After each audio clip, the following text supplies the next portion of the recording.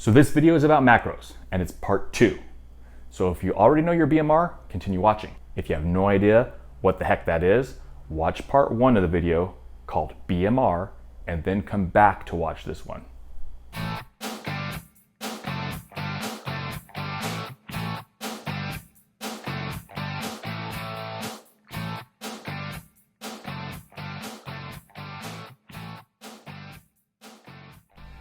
Hi, my name is Jason Stevens, and welcome to Evolution 40 Fitness, where it's never too late to start living a fit and healthy lifestyle, even after 40. All right, this is part 2 of the BMR and macros videos. Okay, so if you already watched the first video on basal metabolic rate, or you know your BMR, then proceed. If you don't, watch the first video titled BMR so you can learn what your BMR is. Okay, so what are macros? Macros is just a short word or a term to use for your proteins, carbohydrates, and your fats. Okay, these are called macronutrients. But everyone in the fitness, health, or diet industry calls it macros for short.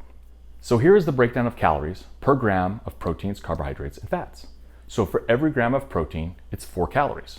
For every gram of carbohydrates, it's 4 calories. And for every gram of fat, it's 9 calories.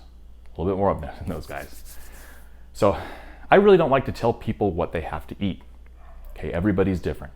Everybody likes different kinds of food, or they have diet restrictions, or they don't eat certain types of meat, or they don't eat meat altogether.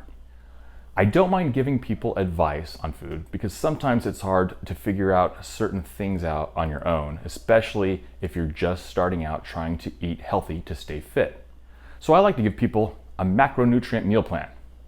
So if someone is working out with weights to build a little bit more muscle, which I always highly recommend.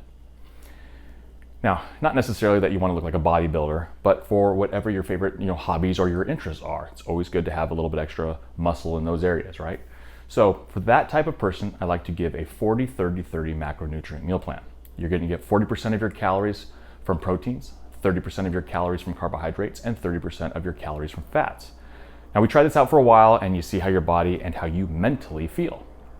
It's very important that you feel good. Okay, so if you react positively, we keep it up. If we need to make some adjustments, we try mixing it up a little bit. Maybe it's 30% from protein, 40% from carbs, and 30% from fats. So for my example, I'm going to stick with the 40-30-30 macro plan. Remember, this is not a diet. Hopefully, you can find the ideal lifelong eating style that works for you. Like I said, everyone's a little bit different, and this will take some time and some variation to figure out your specific path. And of course, as your body changes, so does your intake or your food intake ability. Okay, so 40% of your baseline calories are going to come from protein. That's 1 gram per pound of body weight, which is close to ideal when attempting to gain lean body mass. You get to eat higher density foods to help keep you full longer, and it aids with getting you into a calorie deficit to lose body fat. Now, some people only need 0.5 to 0.75 grams of protein per pound of body weight. Like I said, this is what we would work on over time. But more protein is always better than more fat, sometimes even better than more carbs. I'll talk about that later. Okay, 30% of your baseline calories are gonna come from carbohydrates. Now, this is a lower carb style of eating, allowing you to get energy from quality carbohydrate sources, but not getting you into a ketogenic diet. Okay, this is not keto. 30% of your baseline calories are going to come in from fat. So 30% is a very low fat diet. There's still some room in there for some fattier cuts of meat or good omega-3 fatty acid foods, but it is definitely a low fat way of eating. So here are the macros for 100 pounds of body weight. 100 grams of protein, it's 400 calories. 75 grams of carbohydrates, roughly 300 calories, and 35 grams of fat, which is roughly 300 calories.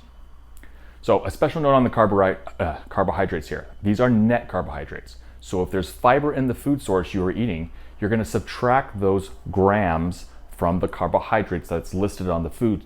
Okay, that's going to give you the net carbs as it relates to your macros. So this becomes a huge factor. It's going to allow you to eat some very filling, healthy meals with lots of leafy green, vegetables, etc. It's going to help keep you full and macros on point. So here's how to figure your baseline macros. Say you weigh 125 pounds. you're going to multiply the grams of protein, carbs, and fat by 1.25 to give you your baseline BMR calories for the day. So here's the 125-pound example. 1.25 times 100, 125 grams of protein. 1.25 times 75, 94 grams of carbs, and 44 grams of fat. Okay, so here's the example for a 176-pound. You're going to multiply 1.76, which is 176 grams of protein, 132 grams of carbs, and 62 grams of fat. Now remember, this is your BMR calories that you need to survive in a day. So like you're comatose on the couch, just breathing and pumping blood throughout your body. Any activity elevates the amount of calories that you can consume without losing or gaining weight. So this is why you need a fitness tracker. we hound on it all the time. So I'm going to give you some basic, simple guidelines to help you with adding activities, calories onto your BMR. Okay, so for every 1,000 normal activity kind of steps that you track, you're going to add 25 calories to your BMR. Now these are your basic daily steps that you count, not going on for a brisk walk or for exercise, because that will actually give you more. For every mile of LISS, which is low intensity steady state cardio, which is like walking fast, a pace of 15 to 17 minute mile, you're going to add 100 calories to your BMR. For every 1 mile of jogging or interval jogging and walking, you're going to add 125 calories to your BMR. Okay, let's say you're on a treadmill. For every mile on the treadmill with an incline of at least 10% or more and at least 3.5 miles per hour, you're going to add 125 calories to your BMR. For every 5 miles on a bike or stationary bike at a moderate pace, 12 miles an hour plus, you're going to add 150 calories to your BMR. It's every 5 miles. For every hour in the gym doing moderate to intense weightlifting, you're going to add 200 calories to your BMR. Now, people think that weightlifting burns a lot of calories, and it really does not burn all that many. Now, the positives through adding more muscle will add to your BMR significantly over time. Okay, now for just some helpful tips to help you in this 40-30-30 diet or eating lifestyle. You want to spread your protein over the 4 to 5 meals throughout the day. Hopefully you're lifting weights, working slowly to be able to overload your muscles without being too sore to where you hate it, okay? Just to build up some muscle. You need to work out at least 3 times per week, so that's every other day. Start with 30 minutes a day if you don't like it, and add 5 minutes to your workout every 3 to 4 weeks until 45 minutes to an hour feels like a good workout.